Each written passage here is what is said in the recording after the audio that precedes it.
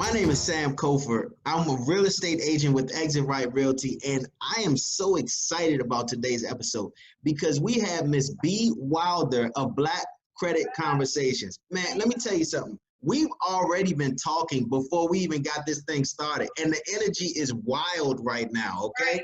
I mean, I've known B for a long time, but we're not even gonna get into that. I'm gonna let her talk and let you guys get the information that she is so excited to share. So B, how you doing today?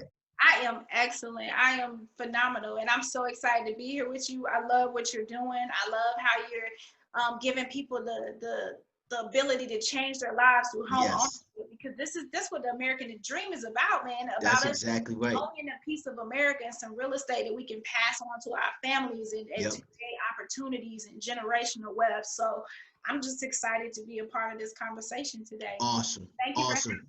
Oh, look, I appreciate the time. I know you're a busy woman, but let's go ahead and get into it. B, tell us a little bit about yourself. Okay, well, I am an Atlanta native, born and raised in Atlanta, Georgia. By profession, originally, I work in the music industry. I do several different things. I am a wardrobe stylist and manager.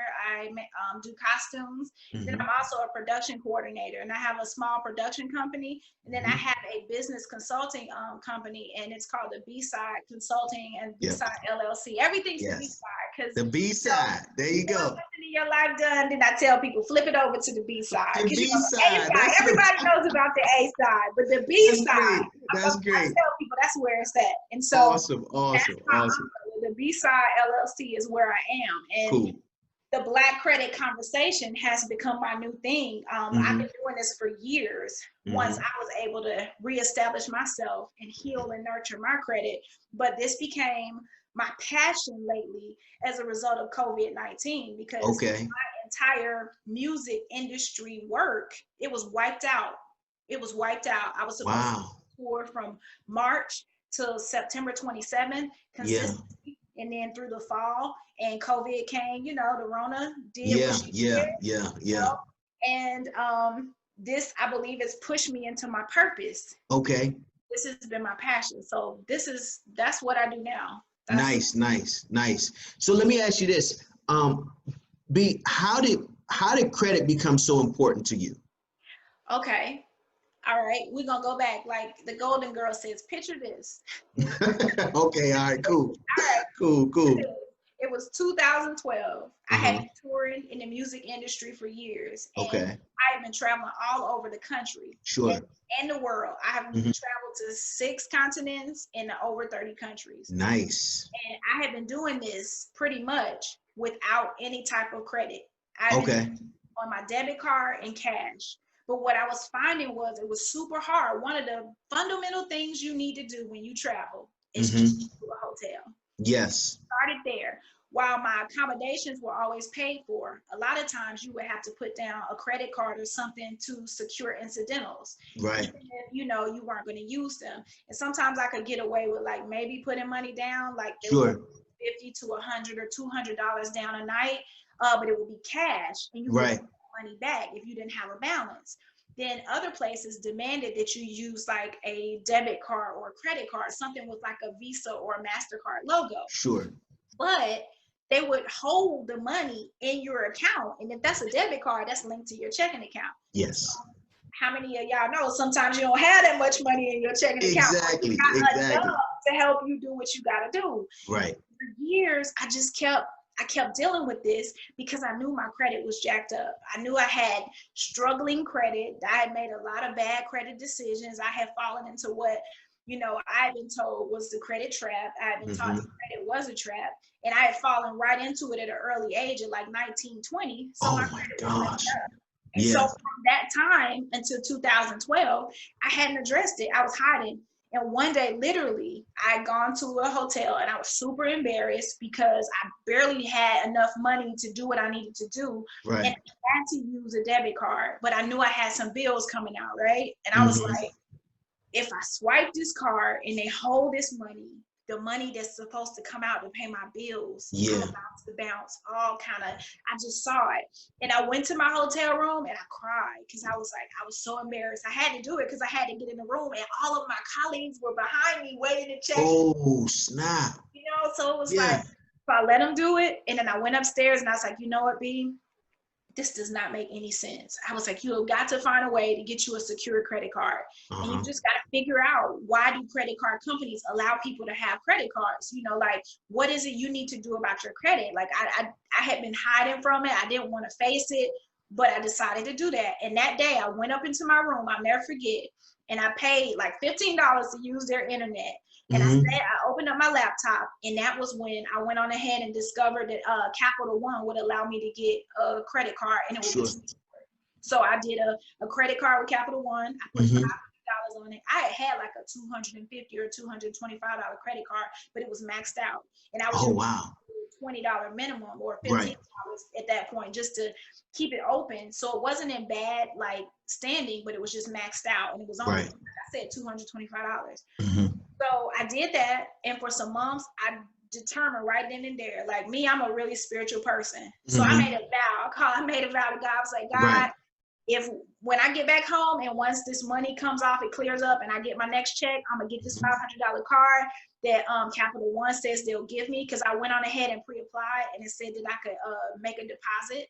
Okay. So I said, when I get back home, my money straight, I'm gonna put 500.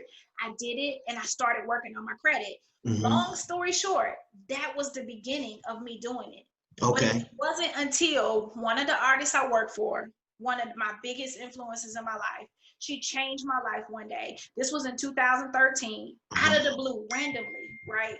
She looks at me. We were not talking about me or anything, and she said, "How's your credit?" She just asked you that out of the blue? Just randomly, Sam. And if you struggle with bad credit, most people know you don't want your homegirl or your, somebody like your family. A crazy, question. So it's awkward. But here I am sitting here in front of this super. I know you were. I know you were. Like, how's your credit? It caught me so off guard. I was like, ma'am? And she was like, you heard me. How's your credit? And then I was like, and then she said to me 3 words that changed my life. Fix your credit. Wow. Just like your mother would tell you, like mama boy, fix your credit. And so you didn't even answer her.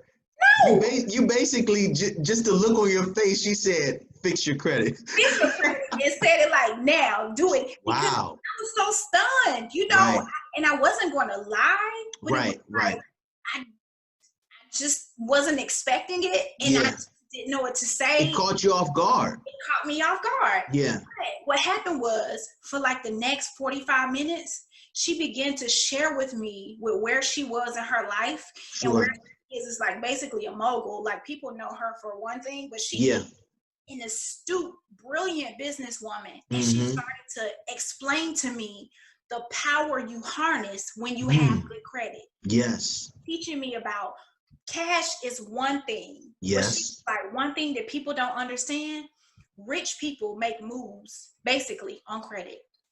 They have the cash, and that's one thing that's leverage. But when she told me that, and all she said was fix your credit. She said, I want you to fix your credit. And do you know what I did? That was when I was living in LA at the time. Yeah. That night, I went home, opened up my laptop. I didn't have that much furniture. I literally had like one of those little egg crate mattress things. Yeah. Because we had a spot in Atlanta. My Rob was in Atlanta, and I was, in LA. Yeah. And I sat on the floor and I cried. And I was like, I gotta figure this out. Because now I was embarrassed, but it pushed me to like really like figure it out. Because I had started figuring it out because I had the secure credit card, and by then I had put like $1,000 on it. So at least I had that, and I was using it good. I maybe owed $100 on it, so I had that. Yeah. I knew I needed to do something different. And I started like working on it and researching credit. And then my car died. I had to get a credit loan. It's just a whole story. Crazy how it worked. But do you know, that changed the trajectory of my life? And what I found was, it was with one conversation. It was one conversation from a point totally real, no judgment. She wasn't judging me. She was correcting me and helping me to see how, because she knew, because her perspective was my perspective, like at some point. So she was helping me to understand the power that I could harness if I got my credit straight. Right. That's awesome, B. That's a great story. And we haven't even gotten through half the interview yet, and I can tell you that people are going to relate to what you just said. You know what I mean? Like for me, I know you mentioned something early in that story where you said how young you were. You said you were 18 and 19 years old. And the funny thing is, I have a similar story in which I was freshman in college. I went to a University of Maryland football game.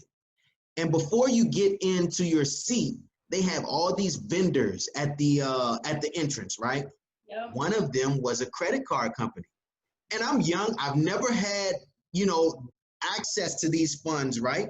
So at that vendor, they said, come sign up for for your free credit card, a $5,000 limit. You know what I mean? I'm like, $5,000? I'm like, okay. And they tell you all these benefits and everything that you have with this card. Yep. Well, I signed up, and at that point in time, I didn't have any credit, so I was approved. And that's who they prey on, so to speak, right? Yep. I mean, if you don't know, then you cannot address it in a knowledgeable way, right? Real talk. So I ended up using that credit card, maxing it out because I had never had access to $5,000. Well, as soon as that bill came, I had no way of paying it because I didn't have money. I wasn't employed. I'm a student in college, right? I'm trying to enjoy a football game. They telling me I'm giving you $5,000 for free? No, that money wasn't free. Bad. You know what I'm saying? And that jacked up my credit all throughout my college years, and it took me some time to be able to pay that off. Yep. You see what I'm saying? And that's what, we talking about a conversation that we're having. You have to have these conversations with youth who have never experienced access to these funds so that they can make smart decisions down the road. You know what I mean? So that really resonated with me. I'm sure it's going to resonate with someone.